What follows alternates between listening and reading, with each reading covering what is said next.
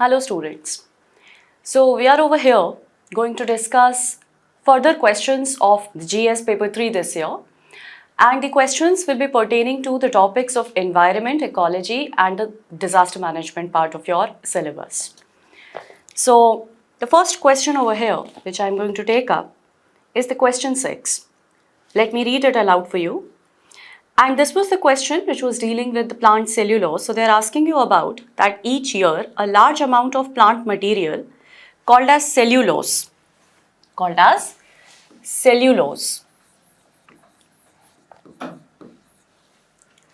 is deposited on the surface of planet Earth. What are the natural processes this cellulose undergoes before yielding carbon dioxide, water and other end products? Now, first of all, you ought to understand what we mean by cellulose. Cellulose is an organic compound. Cellulose is an organic compound. This is a carbohydrate. This is a carbohydrate which is polysaccharide in nature.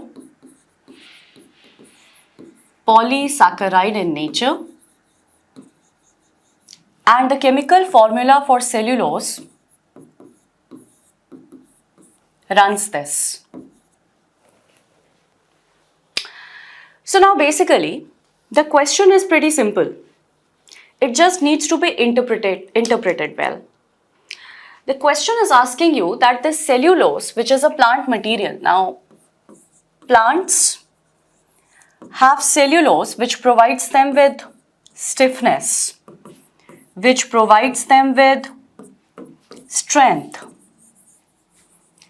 And plants may have these multiple units of the cellulose forming a complete chain of the cellulose into the plant's body. And this is important for the structural stiffness, strength, structural stability of the plant. So they are asking you that this material is deposited on the surface of the Earth's surface, right? Which basically means that during the process of primary production,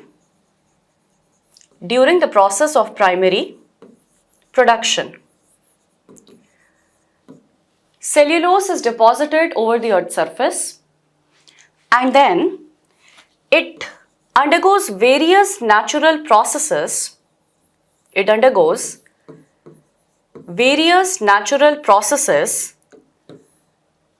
And then finally it is decomposed. Upon decomposition, organic, inorganic matter is released. So in case of cellulose, there will be carbon dioxide, there will be water vapor, and they say that there are other materials, like if the decomposition is incomplete decomposition, there may be some amount of humus formation as well. So they are asking you that how this happens, right? What are the natural processes which it undergoes before the decomposition of the cellulose happens? Now basically, the examiner is asking you essentially about the process of carbon cycle. One of the natural processes which the cellulose will go through is its processing in the form of carbon cycle. And carbon cycle now means that this cellulose from the plants will start moving up the trophic structure. It will start moving up the trophic structure. And it will be distributed and redistributed across different reservoirs of the planet now. So, from the plants, it may be released into atmosphere as carbon dioxide when the respiration happens. When it moves into other organisms, from there part of the carbon can become part of the lithosphere as well. So when it goes into other organisms, it means that it is entering into biosphere. So it is getting distributed and redistributed across different reservoirs of the planet, right? It is getting cycled, it is getting recycled. And which are the three elements which are getting cycled and recycled? Essentially carbon, hydrogen, oxygen. That is what the examiner is asking you. So, when it enters into other animals through the trophic structure, I said that it is now moving upwards through the trophic structure. So, this means that this has become part of the food chains and the food webs of the ecosystems. It becomes part of the food chains and the food webs of the ecosystems. And now, these animals, these plants, when their respiration happens, both for animals and plants, when their respiration happens, it becomes part of atmosphere. Some of this carbon from the animals may become part of lithosphere as well through their fecal matter, etc. So it may become part of lithosphere as well, right? And of course, when soil erosion happens, that carbon will reach into, let's say there is runoff, surface runoff over the surface, over the soil, and then that water reaches into sediment-laden water, reaches into the water bodies. So that becomes part of hydrosphere as well. This means that the examiner has been asking you the natural process of the carbon cycle. That's one. And the second is, they are asking you about the distribution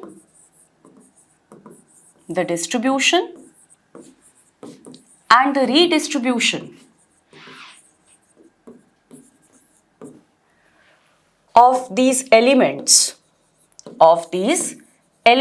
Which elements are we talking about? The elements which are part of cellulose. So, of these elements,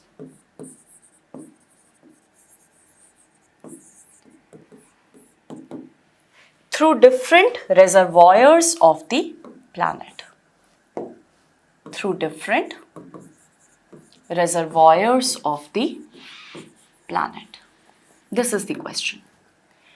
And then it starts to undergo decomposition. You can conclude by mentioning about the decomposition. And during the process of decomposition, the complex dead organic matter,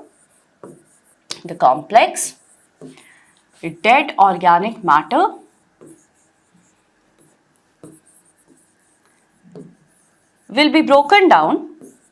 It will be broken down into simpler organic and inorganic matter. And that is what the examiner is concluding the question with. So, we have gases like carbon dioxide, we have humus, we have gases like carbon dioxide, we have water vapor which is being formed during the process of decomposition. So, that is going to be the end stage of the processing of the cellulose. But it all begins with primary production over the planet. Once the primary production has happened, then the natural processes which we have to discuss is the cycling of this carbon majorly through the carbon cycle, wherein it becomes part of the trophic structure, it becomes part of the food chains and the food webs. And then the second is how the distribution and redistribution of these elements happens. So we have this traveling up the trophic structure, wherein it will become part of, again, atmosphere, it will become part of biosphere, some of it will be distributed across lithosphere. And you can conclude by saying how during the process of decomposition, the complex dead organic matter of the cellulose will be broken down into certain organic and inorganic matter. So this is what the question 6 is all about. A very simple question from the static part of the syllabus. It can be answered well if you have good understanding of the biogeochemical cycles along with the process of the decomposition. So the basic NCERT reading is going to be important for answering these kind of questions. Yes, the only thing which you were supposed to be knowing a little bit over here, the science part of the cellulose, that it's a polysaccharide, it's a carbohydrate, this is the chemical formula and the properties it has. So the plants, they have it, animals, herbivore animals can digest cellulose. Humans cannot digest cellulose, it acts as a dietary fiber in the human diet, which aids in digestion as well. So that is what, and if we are talking about the applications of cellulose over here, As far as humans are concerned, this has been used for making textiles. This has been used for making paper as well. So this has cellulose has got certain important applications as well, right? But the question over here is essentially pertaining to the natural processes. So we do not go into the applications part of it.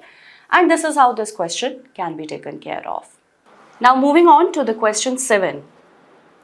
Question 7 again is asking you in 150 words. So it remains a 10 marker again. Discuss in detail the photochemical smog, emphasizing its formation, effects and mitigation. Explain the 1999 Kyoto Protocol.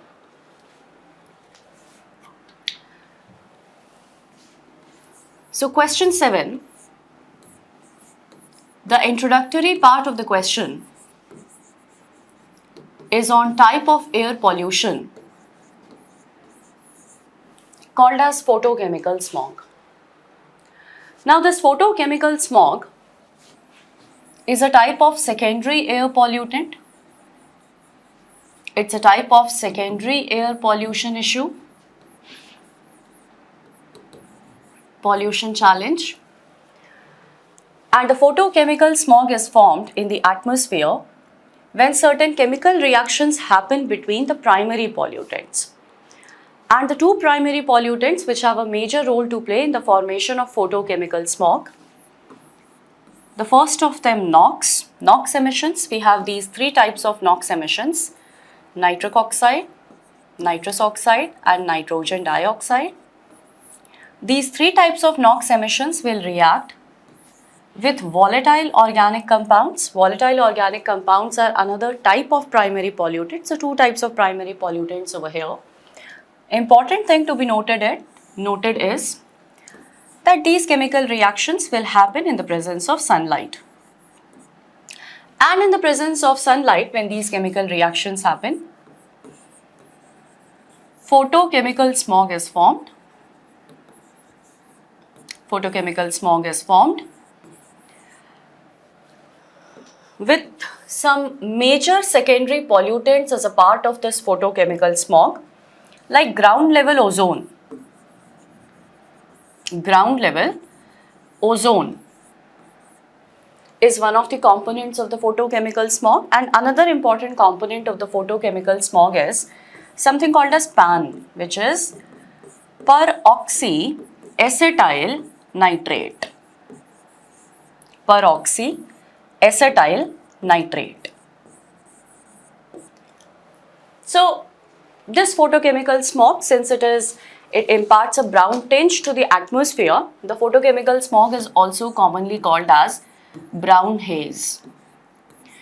Photochemical smog is one of the major types of smog which can engulf the urban areas, because if we look at the gases which are responsible, or the primary pollutants which are responsible for formation of the photochemical smog, that is NOx and VOx, and both NOx and VOx emissions are amply available over the urban areas. And mostly this photochemical smog is a kind of air pollution problem which is more in the summer season, because in the summer season we have the bright sunlight, the bright sunshine which may be available, which is one of the necessary conditions for these chemical reactions to happen. So that's why photochemical smog is essentially a phenomenon of the bright daylight hours of the summer season over the urban areas. The examiner is also asking you about the formation of the photochemical smog along with the effects of the photochemical smog. Now, if you are discussing about the formation of the photochemical smog, not many of you would know about the chemical equations over here, which can be essentially also left out in the answer. Rather, what is more important is that you know about what are the reasons for emissions of NOx and VOx. The NOx emissions and VOx emissions, both of them can have some biogenic sources. The biogenic sources essentially mean which are the natural sources of emissions. And next are the anthropogenic sources, which are caused because of human reasons. Similarly, VOx will have biogenic and anthropogenic sources. The biogenic sources of NOx emissions, they include wildfires. So whenever combustion happens, nitrogen in the atmosphere can react with oxygen and result in formation of some types of NOx emissions. So wildfires, the process of lightning, that results in NOx emissions as well, and microbial decomposition of the dead organic matter may also result in NOx emissions. Talking about the anthropogenic reasons for the NOx emissions, burning of the fossil fuels. And when I say burning of the fossil fuels, there become two important sources of NOx emissions now, the thermal power plants, that is the power sector, and the vehicular exhaust. The thermal power plants and the vehicular exhaust. Both of them are important reasons for the NOx emissions over here. Now, the VOCs. Again, VOCs can have some kind of biogenic sources as well as anthropogenic sources. The biogenic sources of VOCs, now some naturally present oils can release VOCs into the atmosphere. When these oils are exposed to the sun, then there are certain hydrocarbons in these oils, like terpenes is an example, so that can release VOCs into the air. I'll give you an example. This is the hydrocarbon which is released when oils are exposed, and this results in formation of VOCs, like eucalyptus. Now, eucalyptus tree naturally can start emitting VOCs when exposed to sun. So this remains one of the biogenic sources of the VOCs emissions. And the anthropogenic sources of the VOCs emissions, whenever there is going to be incomplete combustion of the fossil fuels, so these petrol, diesel, when they come in contact with the sun, that can result in formation of, so again, vehicular fuels and the incomplete combustion can result into VOCs emissions. Along with that, many industrial applications like dry cleaning, etc., can cause VOCs emissions as well, right? So now we know the various sources which are responsible for NOx and VOCs emissions, and like I said, both of them once into the troposphere will react in the presence of sunlight, forming the photochemical smog, which is also called as brown haze, and major components include ground level ozone and peroxyacetyl nitrate. Now, another part of the question is, what are the effects of the photochemical smog? To discuss the effects of the photochemical smog, essentially you should be discussing the effect of NOx, VOCs, ground level ozone and PAN, all of them. Because all of them are going to be present in that brown haze, right? So the impact of the photochemical smog means that impact of all of these pollutants has to be discussed on the human health as well as on the plant life. Discussing about the plant life first, that is impact on the plant life. Now, they suppress the plant growth, ozone and PAN, both of them, they suppress the plant growth.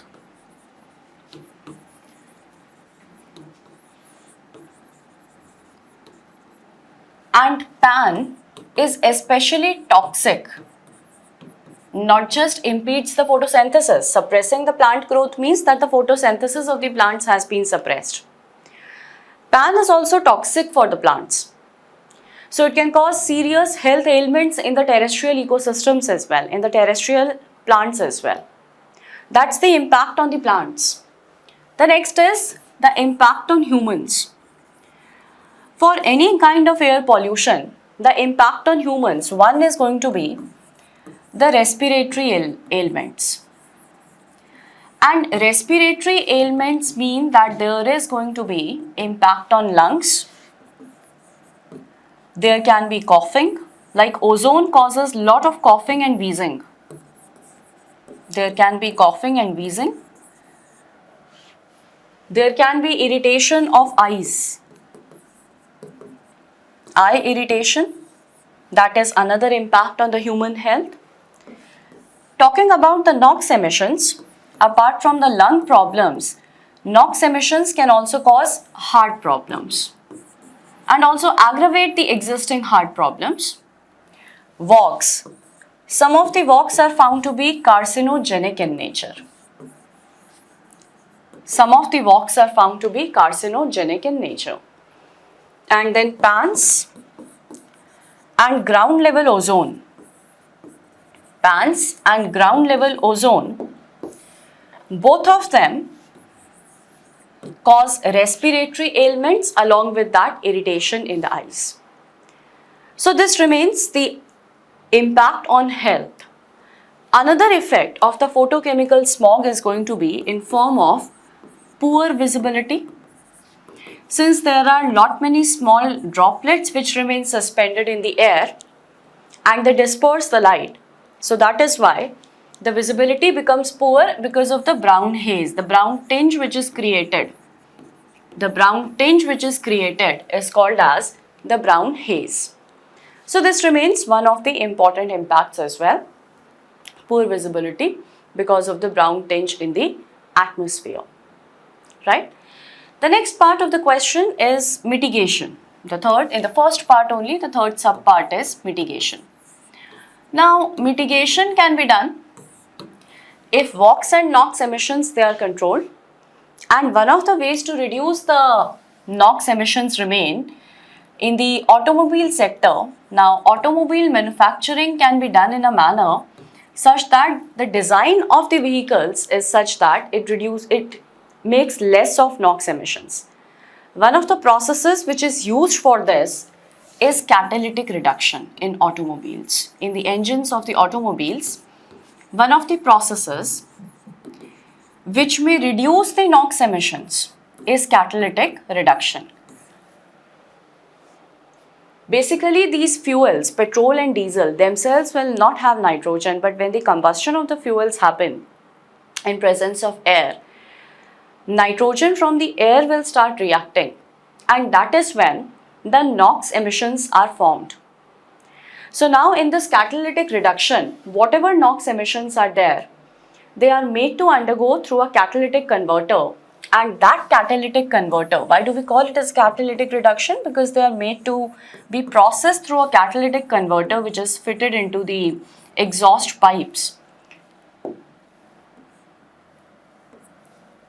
Catalytic converter which is fitted into the exhaust pipes, and over there the NOx emissions, they undergo the process of reduction, and nitric acid can be formed, or there could be some other oxygen which is being released into the air as well.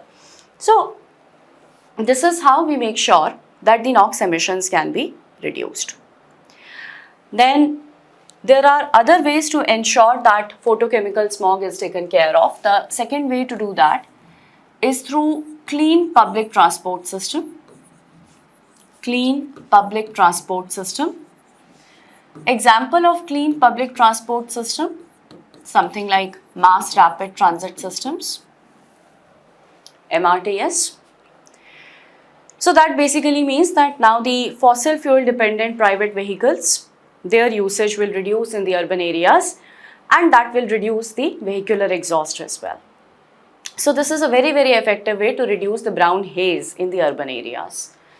The third way to do that is by water spraying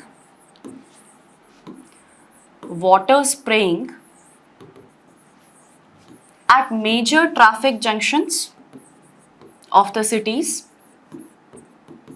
Major traffic junctions of the cities, so that these pollutants, they settle down on the ground. They don't remain suspended in the air, but they settle down on the ground. And if we are discussing about the vehicular design, there are other ways as well apart from the catalytic reduction. There is something called as flue gas recirculation which is done. Flue gas recirculation also ensures that these NOx and VOx emissions, they are less. Flue gas recirculation ensures that the NOx emissions are less. So these are some of the changes which are required in the automobile design. But the most effective way remains that the cities start adopting clean public transport system. The cities have to also ensure green infrastructure green infrastructure, that is the cities should have adequate tree cover. Cities should have adequate tree cover. So these are some of the mitigation measures which are required for the photochemical smog. The next part of the question is on Gothenburg Protocol. Gothenburg Protocol.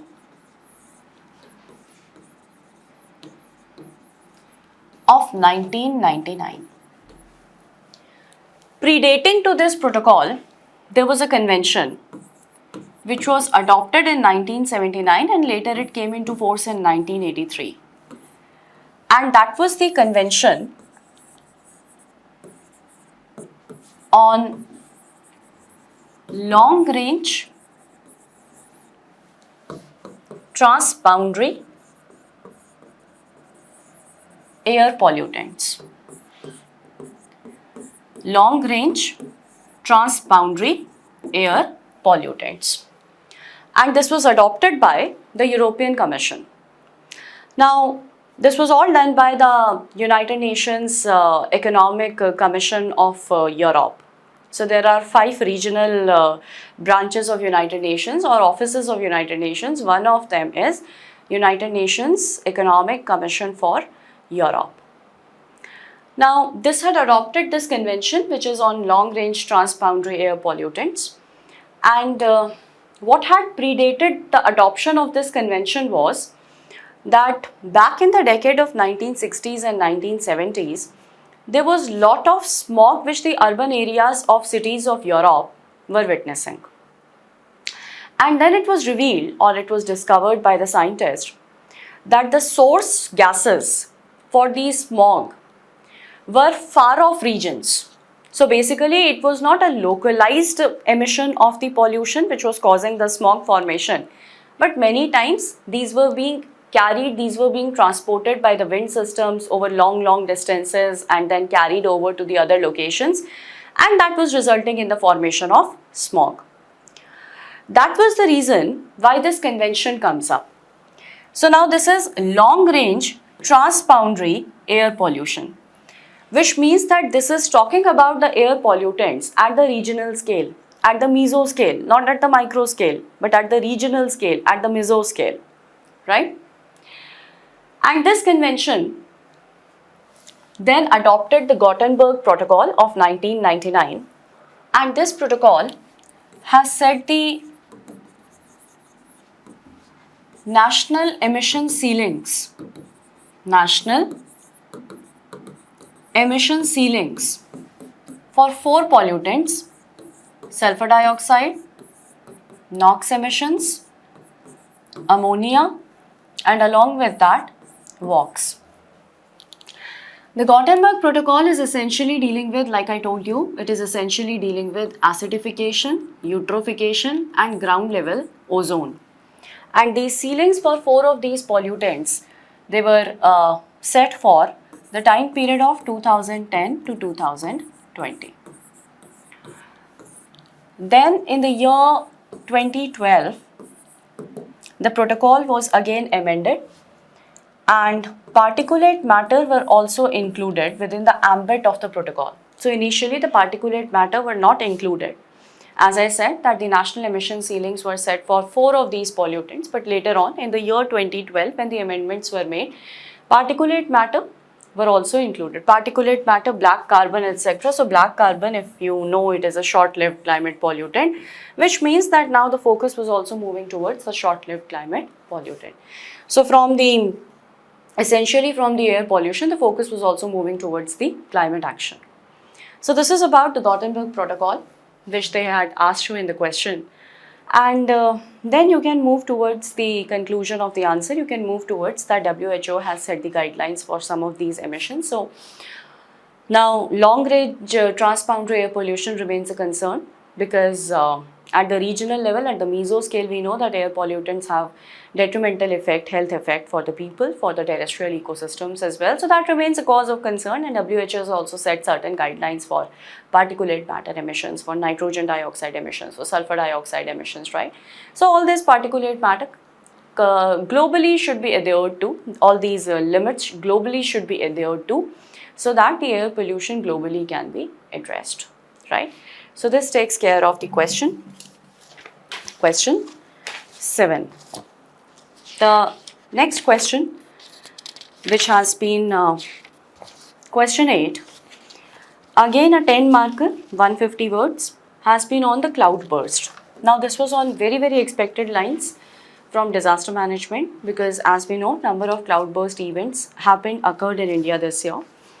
Explain the mechanism and occurrence of cloud burst in the context of Indian subcontinent. Discuss 2 recent examples. When it comes to cloudburst is a hydrometeorological hazard. It's a hydrometeorological hazard in which there is voluminous and violent downpour which happens in a very short duration of time. As per the definition given by IMD, a cloudburst event will be defined when there is about 10 centimeter of rainfall happening in a short duration of an hour. This is what cloudburst is. And this is a highly localized event. So the next part of a cloudburst is going to be that it is a localized event. Localized event means that the territorial extent of cloudburst will be small. So usually 20 to 30 square kilometer. 20 to 30 square kilometer is what is taken as the territorial extent of the cloudburst. So that's why we call it as a highly localized event. So as per the definition of IMD, 10 centimeter of precipitation occurring in an hour, a localized event such that 20 to 30 square kilometer of the area coverage is covered by cloudburst. In a very short duration, now there is this heavy downpour which is happening. So of course it can have certain further devastating consequences as has been observed in the country, and that was the reason the examiner has asked you this question. Now when it comes to the formation of or the occurrence of cloudburst, why cloudburst happens? Basically cloudburst happens because of combination of couple of factors. The wind systems have a role to play. The local typology may have a role to play, especially over the hilly areas. And the third is the temperature gradient. The temperature gradient between lower and upper atmosphere also has a role to play. So these are the 3 important factors which have a role to play in the occurrence of the cloudburst events. Most of the cloudbursts in India, since they are asking you about the Indian subcontinent, so most of the occurrence of cloudburst in India happens in the southwest monsoonal season. Because in the southwest monsoonal season, there are these southwest monsoonal winds which are carrying copious amount of moisture from the oceans into the inland regions. So there is this great volume or great amount of moisture availability in the southwest monsoonal season. So the wind systems definitely have a role to play. The next I said local typology. Now when we look at the geographical distribution of the cloudburst they happen over rugged topography. The cloudbursts, they occur over rugged topography. These regions of rugged topography could be the Indian Himalayan region. They have been recorded over the Western Ghats as well, northeastern states as well, again because of the rugged topography. Northeastern states, so Western Himalayas, Eastern Himalayas, both of them. Some of the cloudburst events have also been recorded over the coastal areas. Case in point over here, Mumbai 2005 flooding and then Chennai 2015 flooding were both the events of cloudburst. Now, let us understand what is, so coastal areas do not go with the rugged topography, but this is where the geographical distribution of the cloudburst events in the country lies. Let us understand what is the role of rugged topography. What basically happens is that when we have these hilly regions such that the winds are carrying a lot of moisture, there will be orographic lifting.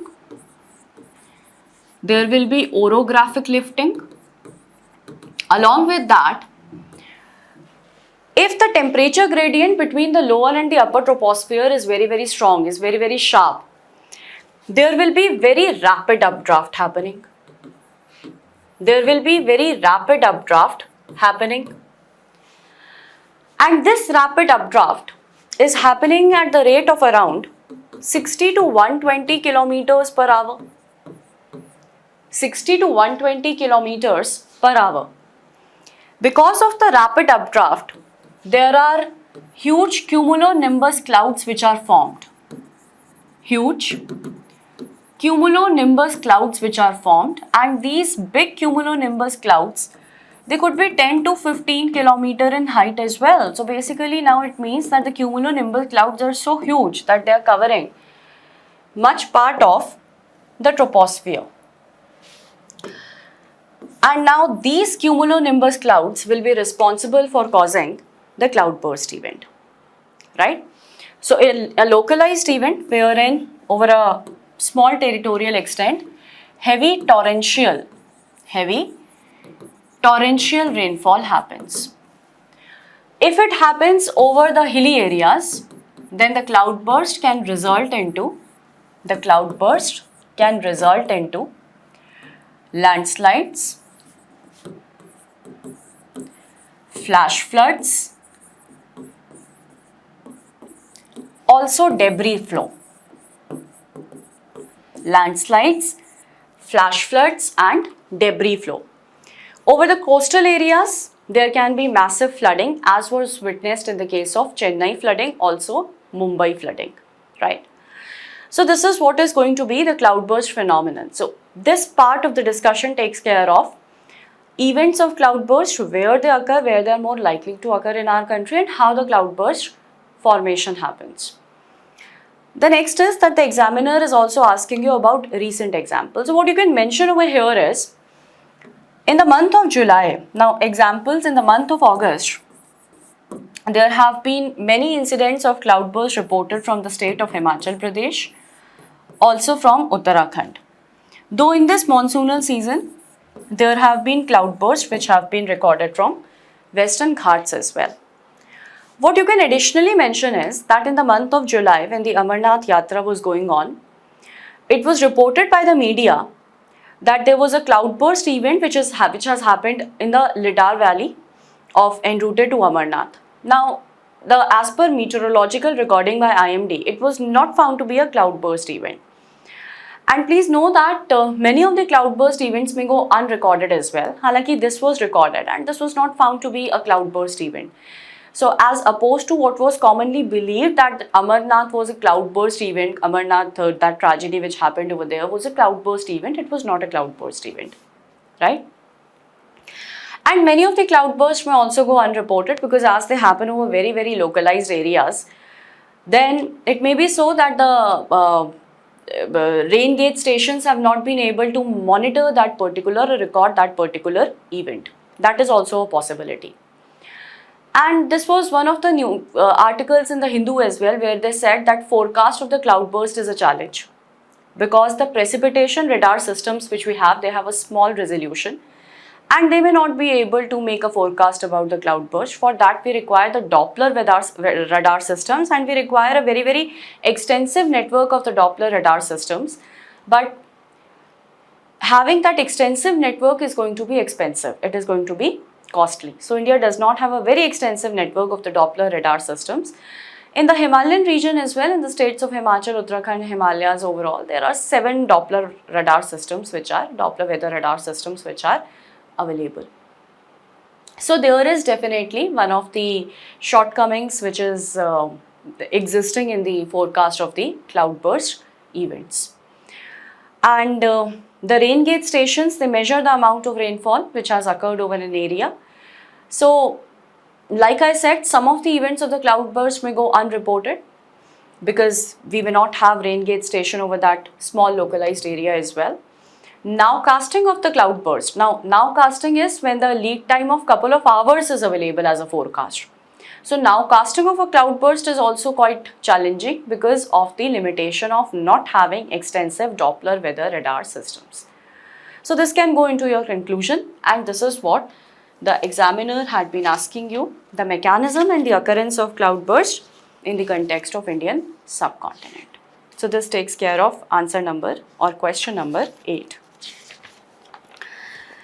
Next question is question 17, wherein they are asking you about global warming. Now this is a 250 words answer, 15 marker. Discuss global warming, mention its effects on global climate. Explain the control measures to bring down the level of greenhouse gases which cause global warming in the light of the Kyoto Protocol 1997. So this is question number 17. So question number 17 is the question on global warming. Now global warming is defined as, this was a pretty simple one. Global warming is defined as increase in global mean surface temperature. Increase in global mean surface temperature. It includes the near surface temperature of the oceans and the near surface temperature of atmosphere. Near surface temperature of atmosphere. This is what global warming is defined as. IPCC says that as compared to the pre-industrial levels, the average temperatures have risen by 1.1 degrees Celsius. So that is an indicator of global warming. And the decade of 2019 to the decade of, as per World Meteorological Organization, decade of 2010 to 2019 has been recorded as the warmest decade. So that again is an indicator, or that again is a confirmatory statement on the global warming which the world is experiencing. The next part of the question is mention its effects on the global climate. Now because of the global warming, the heat budget of the planet,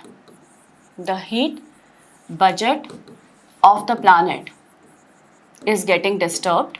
You can also mention that there are disruptions in the radiative forcing over the planet, which takes care of the incoming heat and the outgoing heat.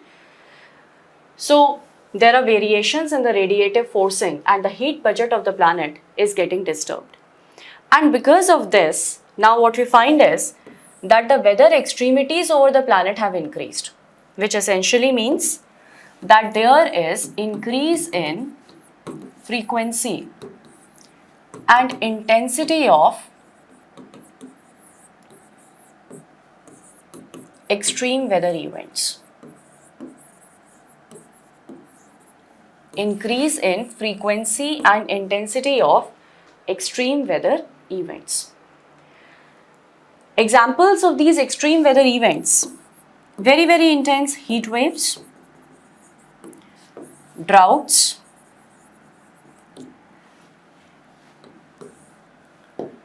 torrential rainfall, heavy rainfall, which is responsible for flooding. Along with that, increase in the tropical cyclones.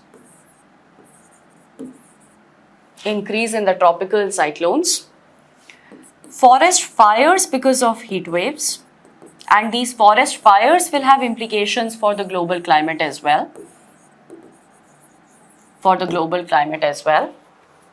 Right? Along with that, the cold waves.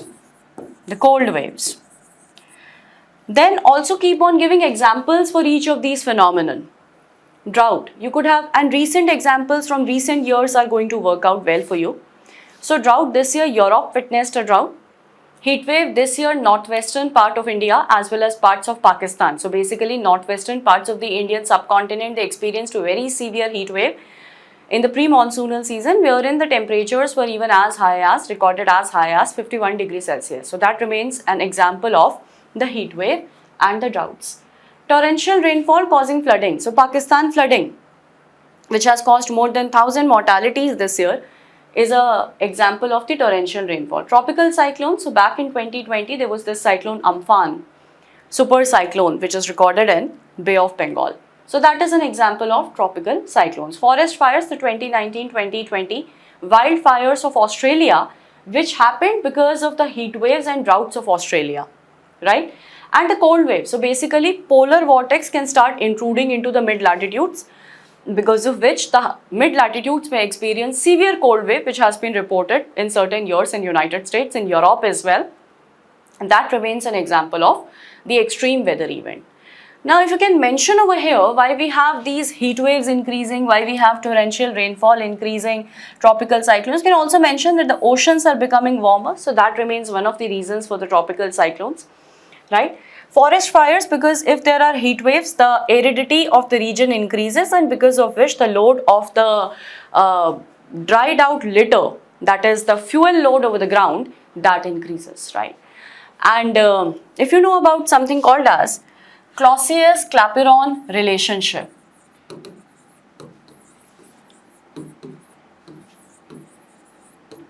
Clausius-Clapiron relationship. Now this basically says that whenever there is going to be a temperature rise of, when there is going to be temperature rise of 1 degree Celsius, the moisture holding capacity and the rainfall, the moisture holding capacity of the air increases. So the moisture holding capacity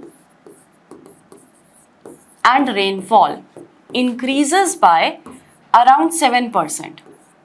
Increases by around 7%. The consequence of that is that there are longer dry spells, because now the air can hold more moisture. So there are going to be longer dry spells which will be intermittent with,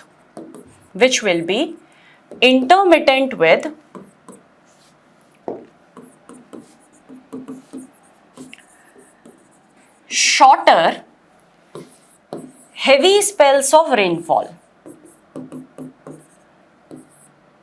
Heavy spells of rainfall. So this is what Clausius-Clapiron relationship suggests us. And this explains much of why we have the flooding happening, much of why we have the heavy torrential rainfall happening, cloudbursts taking place. So this explains much of that relationship. Cyclones increasing, like I said, the oceans have become warmer. You can mention over there that the oceans have absorbed 90% of the heat because of excess of greenhouse gases into the atmosphere. As the oceans they become warmer, now the tropical cyclones, their incidence also increases, right? So couple of examples over here. This is the broad impact on the global climate, right? Then the examiner in the next part of the question 17 is asking you that explain the control measures to bring down the level of greenhouse gases which cause the global warming in the light of Kyoto Protocol. So Kyoto Protocol was adopted in 1997 at COP3, and it set the emission reduction targets for NX1 countries. NX1 countries were the developed countries, and these emission reduction targets for the NX1 countries were called as the assigned amount units, or whatever emissions they could cause was also called as the assigned amount units, right? So Kyoto Protocol was kept legally binding for the NX1 countries, and there were 6 greenhouse gases which were covered under the Kyoto Protocol. So the control measures, they include coverage of 6 greenhouse gases. So first you mention about the targets. So the target was that 5% of emission reduction will be done. Target of KP was 5% of emission reduction will be done. Base year was taken as 1990, and the implementation from 2008 to 2012. The 6 greenhouse gases which were covered under the Kyoto Protocol, they were carbon dioxide,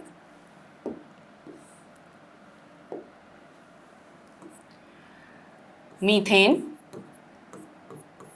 nitrous oxide, hydrofluorocarbons, perfluorocarbons, and sulfur hexafluoride.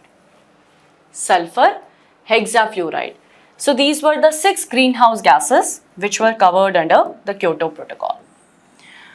Then the control measures the control measures also included setting the execution or setting the implementation rules of Kyoto Protocol, and the implementation rules of Kyoto Protocol were adopted at Marrakesh Accords.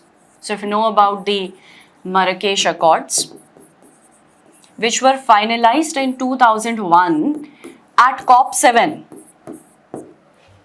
which were finalized in 2001 at COP7. So they set out the implementation rules for the Kyoto Protocol, right? Then you can also mention, briefly you can mention about the Bali Action Plan. So the Bali Action Plan, which resulted into adoption of, so the Bali Action Plan came up, which adopted the RED. RED is reduction of emission from deforestation and forest degradation. This Bali Action Plan, this came up in the year 2007 at COP13. Along with that, you can mention about the NX1 countries were working on increasing their carbon sinks, and along with that reducing their carbon emissions. And these carbon emissions, they included the 6 greenhouse gases which I told you, which are part of the Kyoto Protocol. So for this decarbonization of the power sector, they were working to reduce their emissions of the power sector. Also, decarbonization of the power sector means that they were making a switch towards the renewable energy. They were making a switch towards the renewable energy. Next, they were aiming at improving the energy efficiency of different sectors. Energy efficiency of different sectors. And which were the sectors which were covered under this? So industry, transport,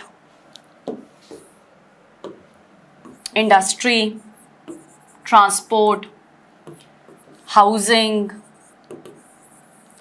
buildings. All of these sectors were covered under improving the energy efficiency, right?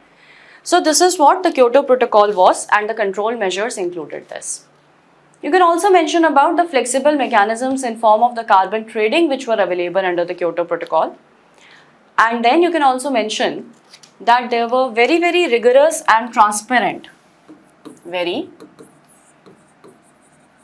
rigorous and transparent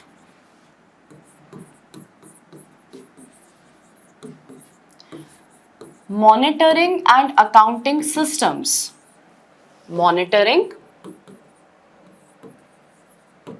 and accounting systems which were set by UNFCCC. So UNFCCC Secretariat based at Bonn had set up a very transparent and rigorous monitoring and accounting systems for keeping a check on these emission reductions which were then supposed to be made by the NX1 countries.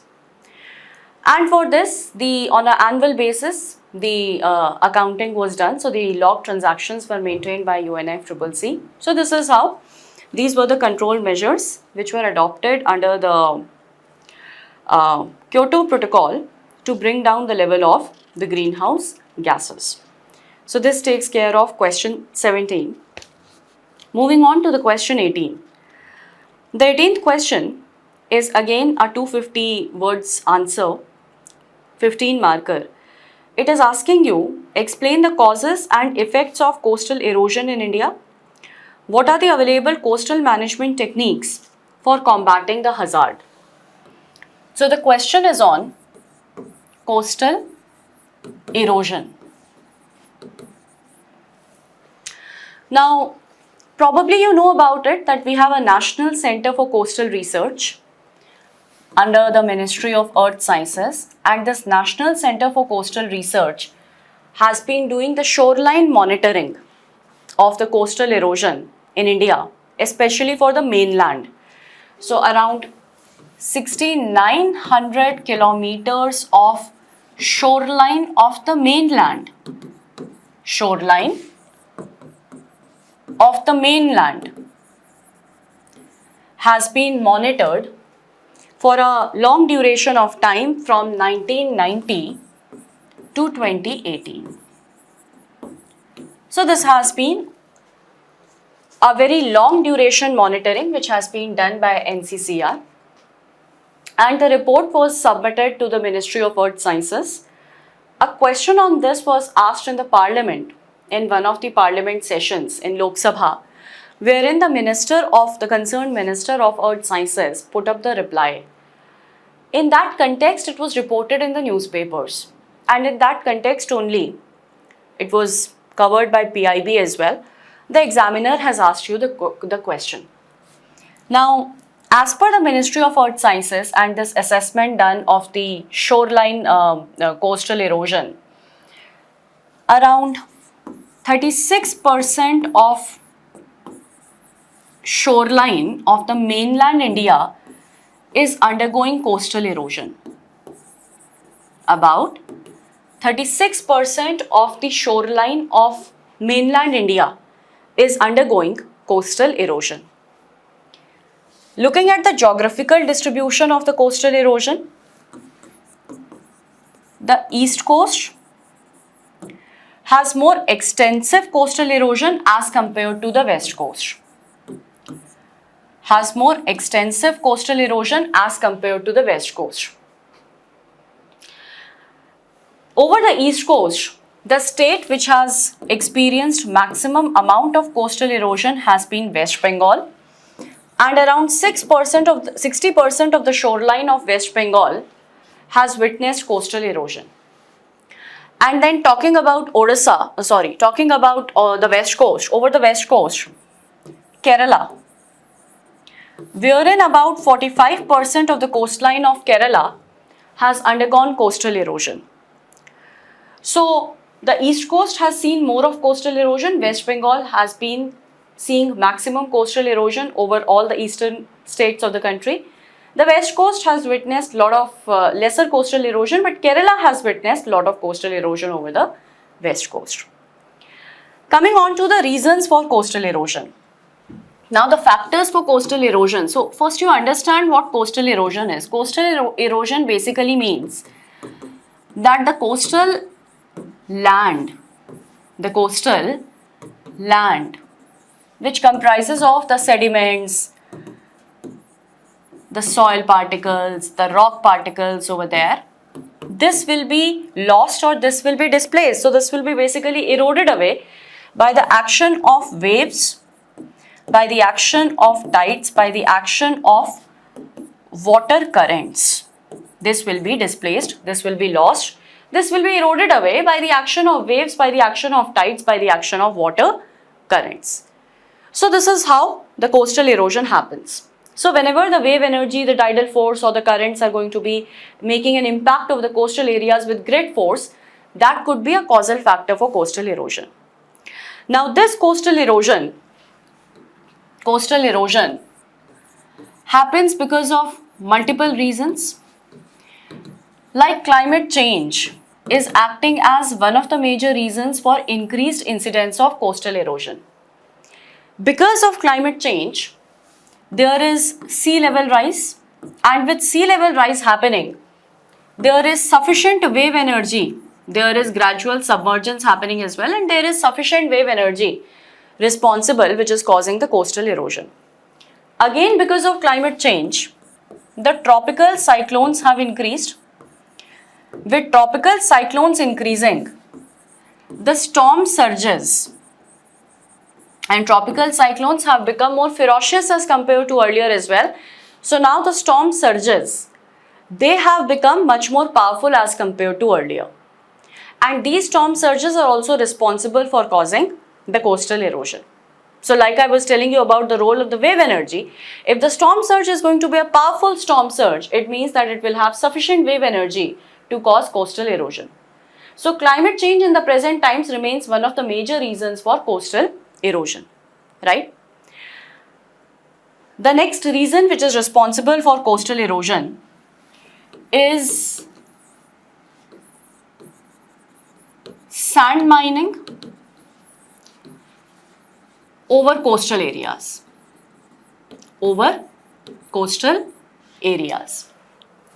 The third reason responsible is dredging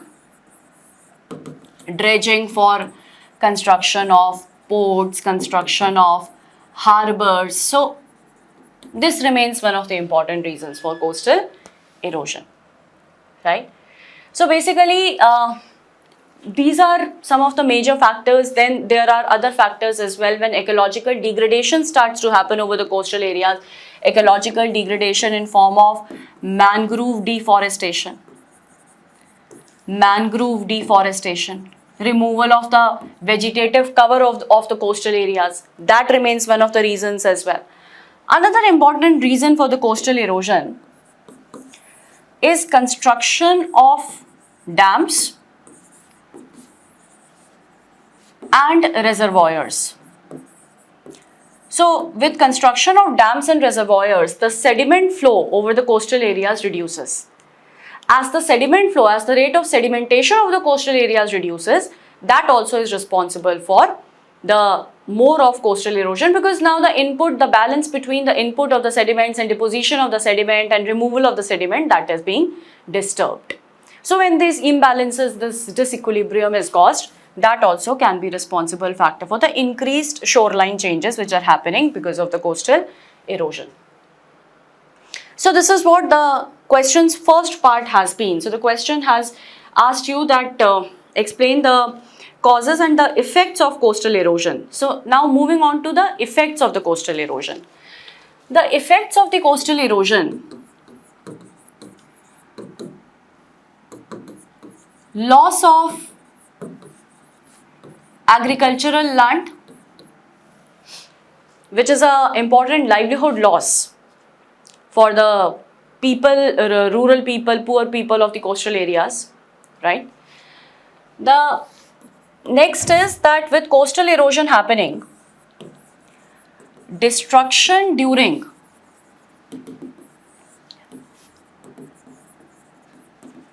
disasters like cyclones and tsunamis will increase. The third is that there could be possibly ecological degradation. Ecological degradation. Now the coastal environments are changing. They are modifying, isn't it? So basically the estuarine environment, the mangrove environment, those are changing. So that could also start affecting the ecosystems over there. So that also the biodiversity, marine biodiversity as well as floral faunal, both of them will be adversely affected because of coastal erosion.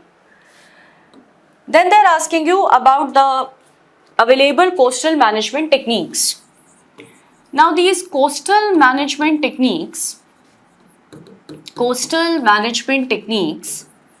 for combating this hazard are broadly of two types. The structural measures which we have and the non-structural measures which we have. The structural measures are hardcore engineering measures. They include construction of seawalls, construction of dikes, embankments, etc. These seawalls can make use of groins sometimes. Then there could be underwater breakwaters which could be constructed as well in form of the reefs, which basically try to reduce the wave energy. The idea is to reduce the wave energy, to mitigate the impact of the wave energy. So the structural measures which we have, they include these kind of constructions. Like the seawalls can be constructed parallel to the coastline. Groins usually are perpendicular to the direction of the wave, the incident wave. Dikes are more like embankments, right? Underwater breakwaters are basically, these have been influenced or inspired from the underwater reefs which we have, coral reefs which we have, right? So that's what the structural measures comprise of. Structural measures, of course, will be expensive to construct, to maintain as well, and therefore it is always a combination of structural, non-structural measures which are used. Non-structural measures, one of very important non-structural measure is beach nourishment. Beach nourishment means that the amount of sediment available at the shoreline will be increased and the level of water will be reduced, so that the wave energy, the tidal energy is mitigated. The level of water over the beach will be reduced and the amount of sediment available will be increased. That is what beach nourishment is. Second is vegetation restoration. Vegetation restoration. So the natural ecosystems over there like mangroves, etc. could be restored. Along with that, natural ecosystems like coral reefs, not just mangroves, and along with that even the coral reefs. So their conservation should be done. So these remain vegetation restoration or revegetation over the coastal area, afforestation of mangroves over the coastal area. These include important non-structural measures because we know that these natural ecosystems, they act as bioshields for the coastal areas and therefore they reduce the incidence of the coastal erosion. Now, Ministry of Earth Sciences has implemented a pilot project and that pilot project is proving to be successful. So the pilot project was in Puducherry and this was Puducherry Beach Restoration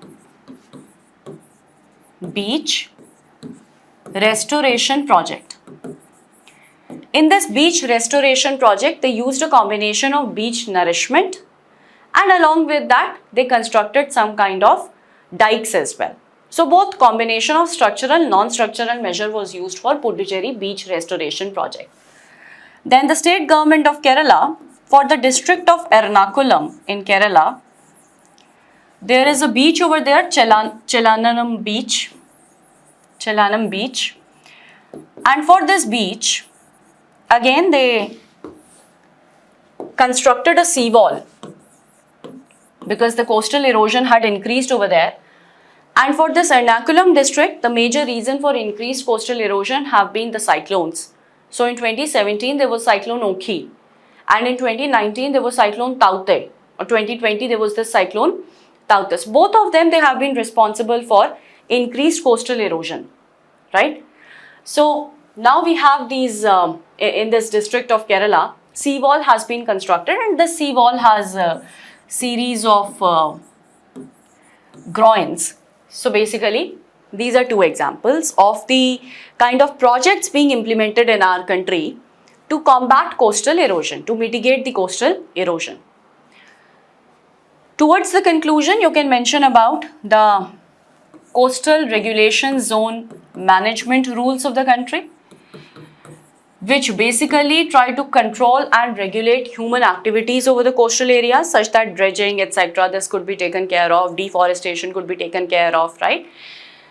So coastal erosion does not aggravate. We have integrated coastal zone management plan in the country.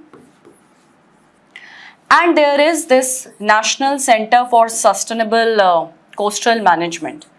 So this ensures that for the coastal areas, there is this sustainable development of the coastal areas happens, management of the coastal areas happens based on the principles, based on the ecological principles, such that these hazards which are increasing because of climate change, coastal erosion, hazards like coastal erosion which are increasing because of climate change, they can be taken care of. So with this we complete the discussion on question 18, and with this we complete the questions which are related to the environment and the disaster management domain of your question paper 3. I hope that it gives you some insights on how to address the questions. Now with more of answer writing practice, that will gear you up for your mains examination of the next year. All the very best for your preparation. Thank you.